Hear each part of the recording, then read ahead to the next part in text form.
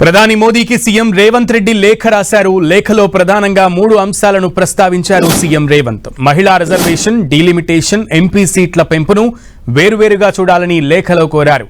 Hybrid మోడల్లో delimitation చేయాలని సూచించారు. మహిళా రిజర్వేషన్ బిల్లుకు పూర్తి మద్దతు ఇస్తున్నట్లు తెలిపారు రేవంత్. కానీ ఎంపీ సీట్ల పెంపుపై తీవ్ర అభ్యంతరాలు ఉన్నాయని చెప్పారు.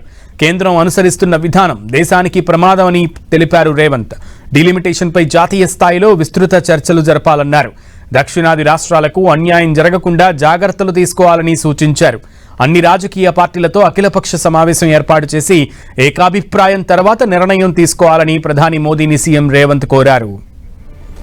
ఇదే అంశానికి సంబంధించి పూర్తి సమాచారం మా ప్రతినిధి తిరుపతి చారిని అడిగి తెలుసుకుందాం. తిరుపతి చారి, రేవంత్ ఒక క్లియర్ కట్ గా డీలిమిటేషన్ కి సంబంధించి ఒక ఆయన విజన్ ని లేఖ రూపంలో ప్రధాని మోదీకి తెలియజేసినట్లుగా తెలుస్తోంది. అప్డేట్స్ ఏంటి? మొత్తానికి కేంద్ర ప్రభుత్వానికి తాను లేఖ రాస్తానంటూ నిన్న ముఖ్యమంత్రి రేవంత్ రెడ్డి చెప్పారు. దీనికి అనుగుణంగానే ఈరోజు ముఖ్యమంత్రి రేవంత్ రెడ్డి లేఖ రాశారు. ఒకవైపు డీలిమిటేషన్తో పాటు ఎంపీ సీట్ల పెంపుకు సంబంధించిన అంశంపై లేఖలో పేర్కొన్నారు. అదేవిధంగా మహిళా రిజర్వేషన్ల అంశంపైన కూడా ఆయన లేఖలో పేర్కొంటూ మహిళా రిజర్వేషన్లకు తమ ప్రభుత్వం పూర్తిగా మద్దతు తెలుపుతుందండి. ఒకవైపు తాను మద్దతు తెలుపుతున్నట్టుగా ప్రకటించారు. ఈ లేఖలో అనేక అంశాలను ప్రస్తావించారు. దేశంలో ఇప్పుడు ప్రధానంగా డీలిమిటేషన్కు సంబంధించి ఒకవైపు విధానాన్ని ఎలా అనుసరిస్తున్నారు, అదేవిధంగా ఎంపీ సీట్ల పెంపుకు సంబంధించిన విషయంలో ఏ విధానాన్ని అవలంబించబోతున్నారు అనే విషయాలపైన తీవ్ర అభ్యంతరాలను వ్యక్తం చేస్తూ వెంటనే అఖిలపక్ష సమావేశాన్ని ఏర్పాటు చేయాలి.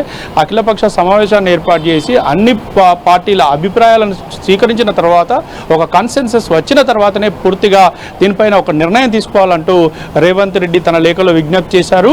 హైబ్రిడ్ విధానాన్ని ఆయన ప్రస్తావిస్తూ ప్రతిపాదించారు.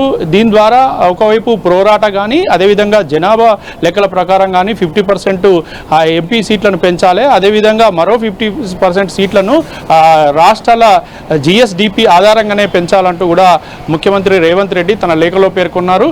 అయితే ఈ లేఖలో అనేక అంశాలను ప్రస్తావించారు. ఈ దేశ సమైక్యతకు ఇది భంగం కలిగించే విధంగా ఉంటుంది. ఇష్టారాజ్యంగా చేయకూడదు. దీన్ని పూర్తిగా సమతుల్యత ఉండే విధంగా చూడాలి అంటూ ఒకవైపు ఆయన విజ్ఞప్తి చేశారు. అయితే జనాభా నిష్పత్తి ఆధారంగా చేయలేని పరిస్థితి ఉన్నది. ఒక్కొక్క రాష్ట్రాల వారీగా జనాభా పెరుగుదల ఉంది. ఆ జనాభా ఇప్పుడు దీనికి పనికి రాదు అంటూ కూడా ఆయన సూచించారు.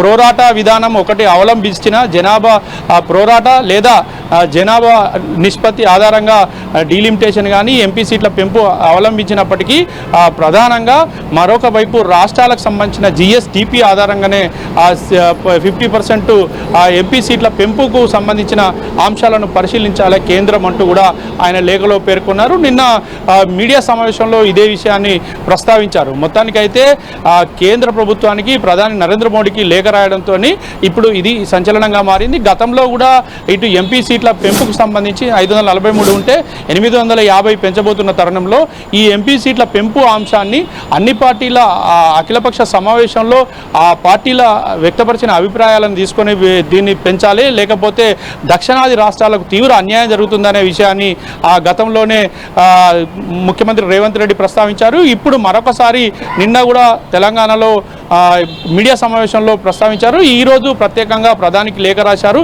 అయితే దక్షిణాది రాష్ట్రాలకు అన్యాయం జరగకుండా రాజకీయంగా ఆర్థికంగా ఇది అన్ని రకాలుగా నష్టం చేకూరుస్తుంది కాబట్టి ఖచ్చితంగా ఈ విషయంలో ఆలోచించాలి కేంద్ర ప్రభుత్వం.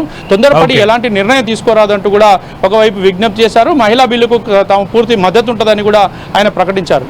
సునీల్. ఓకే.